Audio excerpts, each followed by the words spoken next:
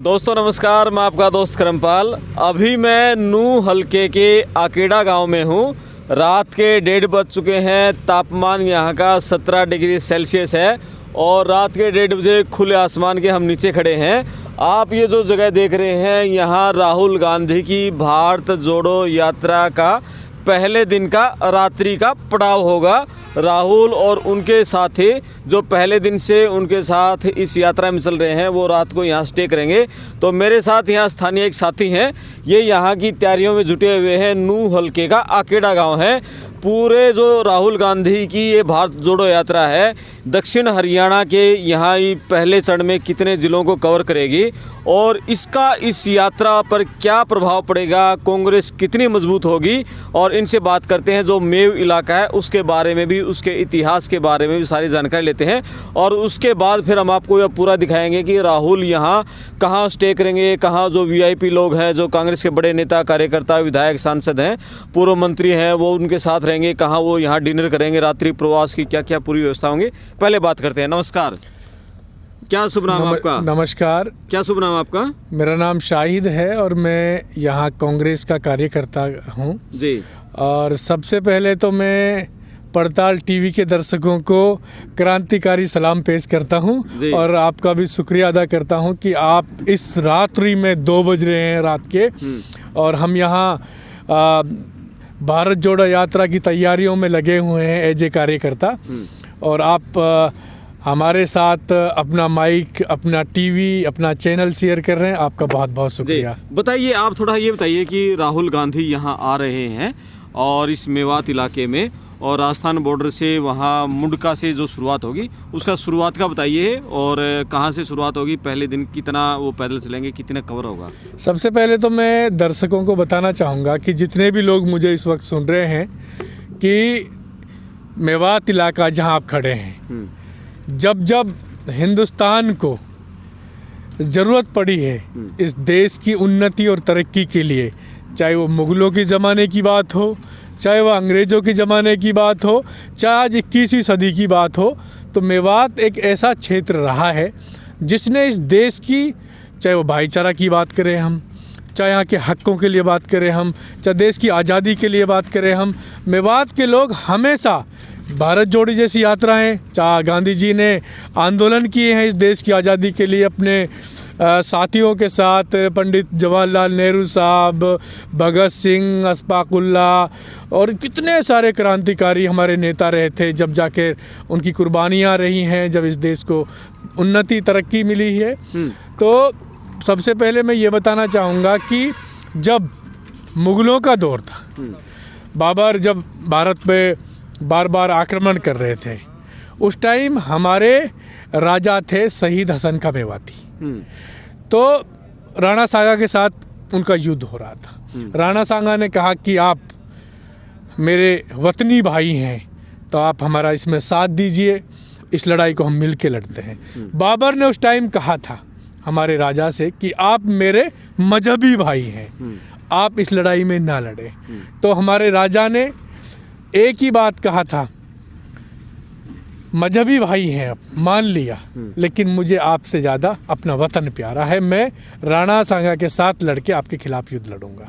तो उस टाइम जब युद्ध हुआ था, 12,000 मेवाती, खानवा का मैदान है, अभी जब यात्रा राजस्थान से निकल कर आ रही है अलवर के पास में, तो वहाँ जब खानवा के मैदान में आप जाओगे तो 12,000 मेवातियों की शहादत है इस देश की गुलाम ना बनाया जाए, जो मुग़ल यहाँ बार बार आक्रमण कर रहे थे। ये जब अंग्रेज़ों का दौर आया, जब अंग्रेज़ों ने इस देश को गुलाम बनाया, गांधी जी ने मेव के लिए कहा था। मेव कोई ऐसा नहीं है कि मुस्लिमों को कहा जाता है, जितनी भी यहाँ 36 बिरादरी के लोग रहते हैं, चाहे वो दलित हो, चाहे वो जाट हो, चाहे वो गुजर हो, चाहे वो भिन्न भिन्न प्रकार के किसी भी जाति का है, सबको मेव कहा जाता है। तो गांधी जी ने उस टाइम कहा था, अगर ये बहादुर कौम मेवाती 24 घंटे के लिए मेरे साथ लग जाए तो मैं इस देश को 24 घंटे में आज़ाद करा दूंगा। तो हमारे मेवातियों ने, उस टाइम के जो हमारे मुखिया थे, तो उन्होंने कहा था, गांधी जी हम आपके साथ हैं, चाहे हमें किसी भी प्रकार की कुर्बानी देनी पड़े। जब लड़ाइयाँ लड़ी गई तो मेवात किसी एक नूह क्षेत्र का नाम नहीं है, मेवात का एरिया 1200 गांव का एरिया है। 1200 गांव का एरिया है, जिसमें कुछ हिस्सा हरियाणा में है, कुछ हिस्सा राजस्थान में है, कुछ हिस्सा यूपी में है, कुछ हिस्सा मध्य प्रदेश में है। मेघ और मेवाती 98 जिलों में है और 8 राज्यों में बसते हैं। तो उस टाइम अब अगर किसी भी गांव में आप यहाँ से निकलोगे, हर गांव में शहीदी स्मारक बने हुए हैं, क्योंकि जब लड़ाइयाँ लड़ रही थी, अंग्रेज़ों से बाढ़ खुंदवाई जा रही थी आज़ादी के लिए, तो लोगों को उस टाइम के हमारे जो मेवाती क्रांतिकारी थे उनको फांसियों पर लटकाया गया था। आज भी गवाही देता है फिरोजपुर झिरका में एक इमली का पेड़ है, वहाँ पे सैकड़ों मेवातियों को फांसी पर लटकाया गया था खुलेआम। आप जब जाओगे मालव गाँव में, वहाँ का इतिहास बताता है कि कुर्बानियाँ दी गई हैं। जब नंगली में जाओगे, घासेड़ा में जाओगे, हुसैनपुर में जाओगे, उधर उटावड़ में जाओगे, मतलब किसी भी गांव में आप जाओगे तो वहाँ रूपड़ा के में जाओगे, बहुत बड़ा शहीदी स्मारक बना हुआ है।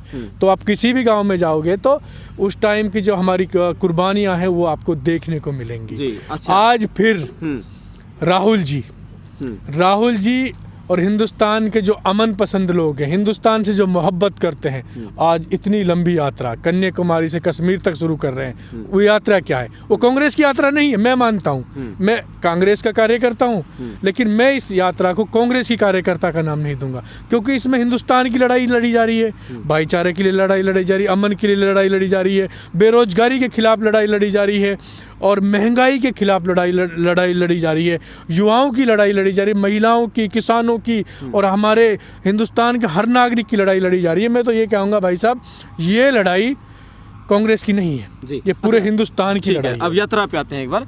यात्रा राहुल गांधी जी और राजस्थान से हरियाणा में मुंडका से प्रवेश करेंगे। हाँ जी। तो थोड़ा उस यात्रा के बारे में, हरियाणा में कहाँ कहाँ क्या क्या होगा 3 दिन, उसके बारे में बताइए पहले से। हरियाणा में कल राहुल जी और उसके साथी प्रवेश कर रहे हैं। मुंडका बॉर्डर पे मेवात का हर गांव से, हर घर से नौजवान, बुजुर्ग, महिलाएं पहुंची हुई हैं उसके स्वागत के लिए।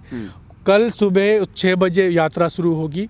वहाँ से शुरू होके हमारे यहाँ फिरोजपुर झिरका एक कस्बा है, उसकी एक अनाज मंडी है बहुत बड़ी, वहाँ राहुल जी आके रुकेंगे, वहाँ का नाश्ता करेंगे, कुछ देर आराम करेंगे। वहाँ के हमारे फार्मर्स हैं, नौजवान हैं, स्पोर्ट्स पर्सन हैं, एसएसजी ग्रुप के महिलाएं हैं, यहाँ के यूथ है, उनसे मुलाकात करेंगे। उसके बाद फिर शुरू होगी यात्रा 3 बजे।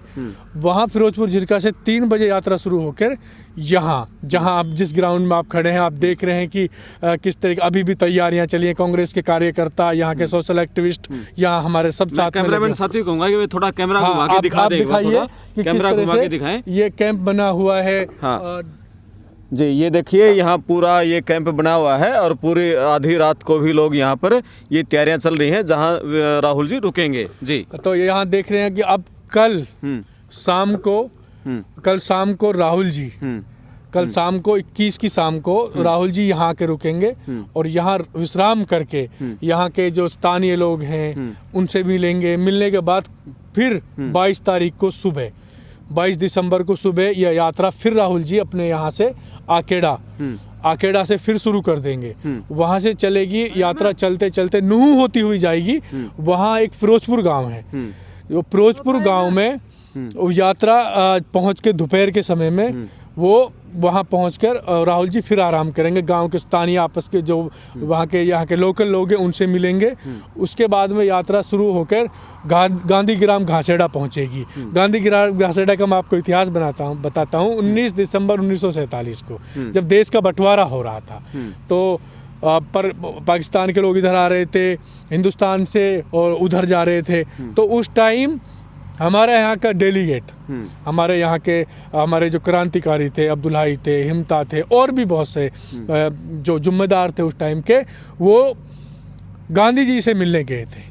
गांधी जी से कहा था, गांधी जी आपने हमसे कहा था कि हिंदुस्तान की आप रीढ़ की हड्डी हैं, आप आज मेवात को पाकिस्तान भेज रहे हैं, तो रीढ़ की हड्डी के बिना क्या वजूद रहेगा हिंदुस्तान का। गांधी जी ने कहा था कि उस टाइम सरदार वल्लभ भाई पटेल जी से मिल लिए आप जाकर। तो हमारे जो जिम्मेदार थे सरदार वल्लभ भाई पटेल जी से जाके मिले थे। उन्होंने कहा था कि देश का बंटवारा हो चुका है, आप जाइए।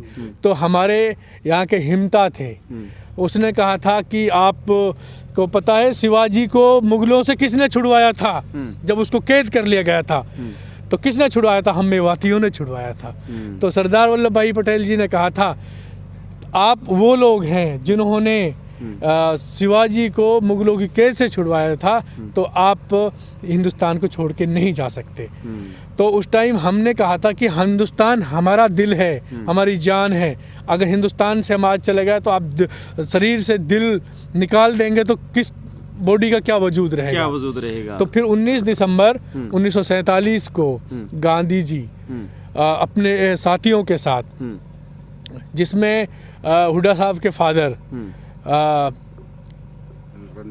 रणबीर सिंह हुड्डा जी, वो भी साथ में आए थे। तो फिर गांधी जी ने घासेड़ा में पूरे मेवात के लोगों को इकट्ठा किया था। तो उस टाइम कहा था कि हिंदुस्तान जितना मेरा है उतना तेरा है, आप हिंदुस्तान छोड़ के नहीं जाएंगे।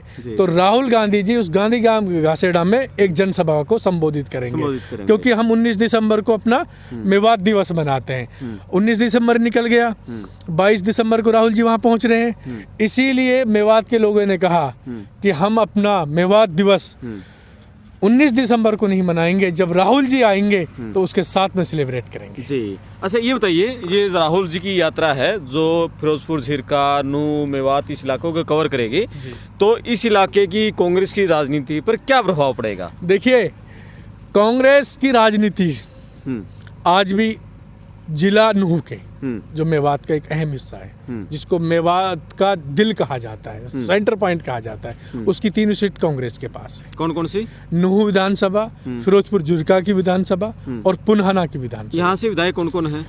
नूह विधानसभा से चौधरी आफ्ताब अहमद साहब हैं, और पुन्हाना से हमारे चौधरी इलियास अहमद साहब हैं, और फिरोजपुर झिरका से चौधरी मोहम्मद खान जी हैं।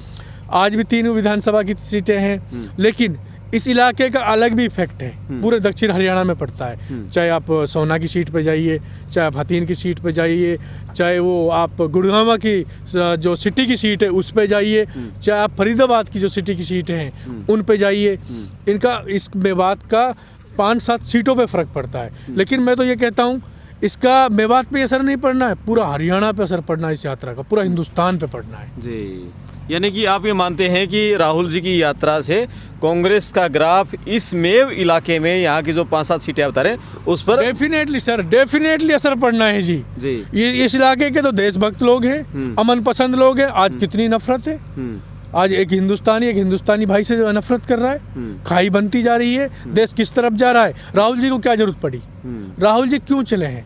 क्यों आपने पहले देखा था कि किस तरह से आपने इस तरह की वो यात्राएं कभी निकली थी, रैलियां होती थी, हेलीकॉप्टर से जाना होता था। राहुल जी को क्यों जरूरत पड़ी? राहुल जी आज हिंदुस्तान को बचाने निकले, और जिसमें हर मेवात का हर बच्चा उसके साथ है। जी साहिद जी, बहुत बढ़िया, आपने बहुत अच्छी जानकारी दी। अब मैं कैमरामैन साथियों को कहूँगा कि एक बार उधर दिखाएं, ये जो जगह है, ये जो जहाँ ये पंडाल तैयार किया जा रहा है, यहाँ राहुल जी के जो साथ कांग्रेसी आएंगे वो यहाँ पर रात को रुकेंगे, यहाँ डिनर करेंगे। और यहाँ जो ये कुछ आप देख रहे हैं कि कुछ पंडाल बनाए जा रहे हैं, यहाँ चाय की, पानी की कुछ व्यवस्थाएं हैं वो की जाएंगी, और पूरी जगह को यहाँ तैयार किया जा रहा है। आधी रात को लोग यहाँ पर कांग्रेसी कार्यकर्ता हैं, साहिद जैसे और कर्मठ जो कार्यकर्ता कांग्रेस के, वो यहाँ पर जुटे हुए हैं। अंदर जो यहाँ VIP डिनर होगा वो आपको दिखाते हैं। ये बड़ा हॉल है जहाँ पर राहुल गांधी के साथ आए VIP लोग रात को डिनर करेंगे।